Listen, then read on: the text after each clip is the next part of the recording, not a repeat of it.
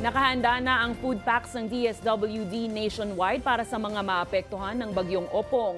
Habang binabantayan ang mga residente sa low-lying areas, pinaghahandaan din ang tulong para sa mga pasaherong posibleng ma-stranded sa mga pantalan. Ang balitang A to Z ni Kim Salinas. Handa na ang Department of Social Welfare and Development para sa papasok na bagyong Opong. Bagamat hindi pa ganap na nakarecover ang bansa mula sa bagyong Mirasol at Nando, nakaimbak na muli ang DSWD ng hanggang 2.5 million food packs sa kanilang mga warehouse. Tinututukan ng mga lugar na posibleng maapektuhan ng bagyong Opong, kabilang ang Eastern Visayas, Bicol Region, Calabarzon, gayon din ang Metro Manila. Malaki rin yung magiging impact nitong si bagyong Opong.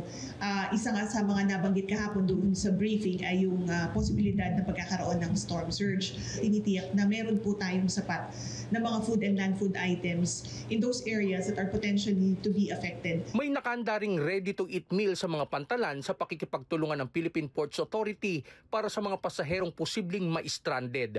Tinututukan din ng mga residente sa low-lying areas na madalas inililikas sa evacuation centers dahil sa baha. Ina-assure yung ating mga kababayan na hindi nyo po kinakailangang mag-alala, lalong-lalo na kapag kayo ay lumikas at manuluyan sa mga evacuation centers. Upang mas mapabilis ang pag-replenish ng mga food packs, nananawagan ng DSWD ng tulong mula sa publiko. Nagtawag po tayo ng mga kababayan natin na nagnanais na tumulong sa pag-repack ng mga family food packs dyan po sa Luzon Disaster Resource Center sa Pasay City.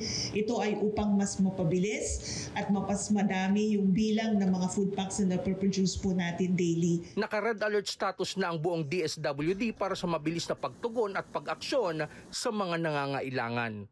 Para sa Balitang A to Z, Kim Salinas.